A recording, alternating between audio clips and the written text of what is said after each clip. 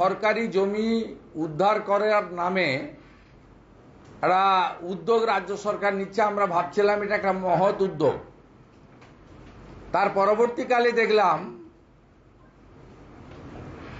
যে সুজিত বোস থেকে শুরু করে গোটা রাজ্যের সবাই, তৃণমূলের সবাই চোর। একমাত্র সাধু হচ্ছেন রাজ্যের মুখ্যমন্ত্রী। তিনি একমাত্র চুরি চামারি এতে থাকেন না, জমি দখল এসবে থাকেন না। তিনি তা বললেন তৃণমূলের সবাই চোর, এবং বললেন সরকারি আধিকারিক, পুলিশ তারাও চোর। একবার চোরের লাইন লেগে গেল। ডাবগ্রাম ফুলবাড়ি চোর, এসজেডিএ চোর, এইচডিএ চোর, সুজিত বসু চোর, গৌতম দেব চোর। আমাদের কথা না, আমরা ভোটের সময় বলেছি, এটা মুখ্যমন্ত্রীর কথা যে সবাই চোর।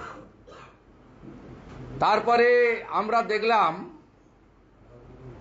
যে সরকারি জমি উদ্ধার হচ্ছে না, বিশেষ বিশেষ জায়গায় সাধারণ গরিব মানুষ, তাদেরকে আগাম নোটিশ না দিয়ে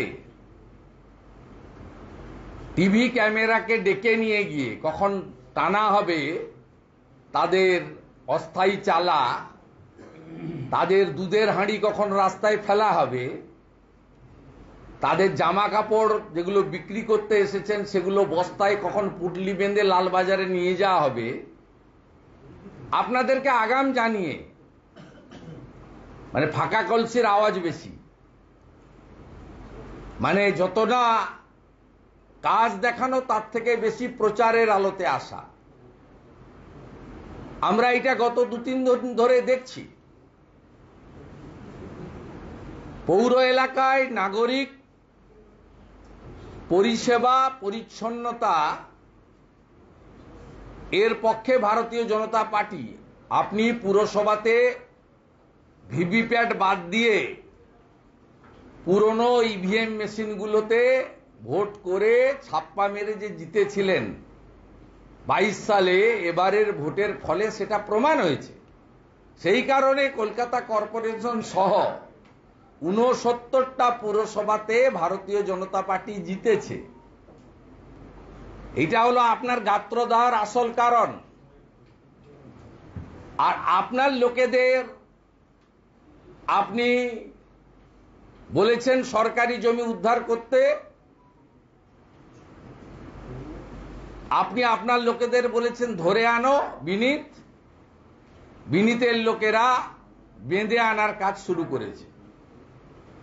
আমি আপনার কাছে প্রশ্ন করতে চাই মাননীয় মুখ্যমন্ত্রী,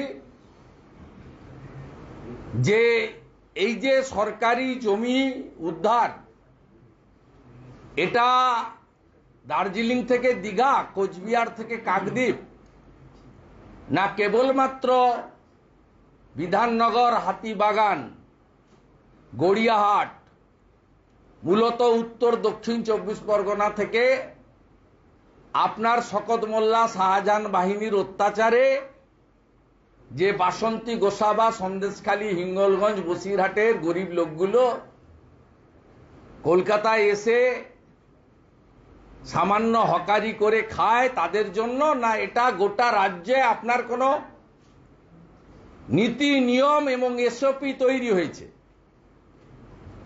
আমি রাজ্যের বিরোধী দলনেতা হিসাবে বলবো যে আপনি প্রথমে এসওপি তৈরি করুন, আপনার সমস্ত ডিপার্টমেন্টগুলোকে নিয়ে ভূমি রাজস্ব দপ্তরকে নোডাল ডিপার্টমেন্ট করে আগে ল্যান্ডস্কেপ ম্যাপ তৈরি করুন, করে সরকারি জমি চিহ্নিতকরণ করুন। আপনি প্রপারলি জনগণকে নোটিশ দেন, তাদেরকে নির্দিষ্ট সময়ের মধ্যে সরকারি জমি ছেড়ে দেওয়ার জন্য বলে আইনগত নোটিশ করুন।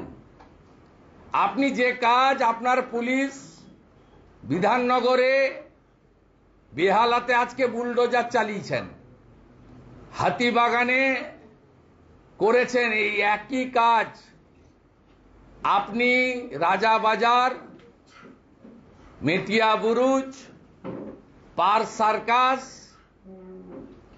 এখানে কবে করবেন আমরা জানতে চাই। আমরা জানতে চাই গার্ডেন রিচ বন্দর এলাকার হুকিং কবে সিএসসি কাটতে যাবে। আমরা জানতে চাই যে এক যাত্রায় পৃথক ফল হবে কেন। আমরা শহরের পরিচ্ছন্নতা, নাগরিক পরিষেবা, ফুটপাত, পথচারীর এর সঙ্গে কোনো দ্বিমত আমরা পোষণ করি না।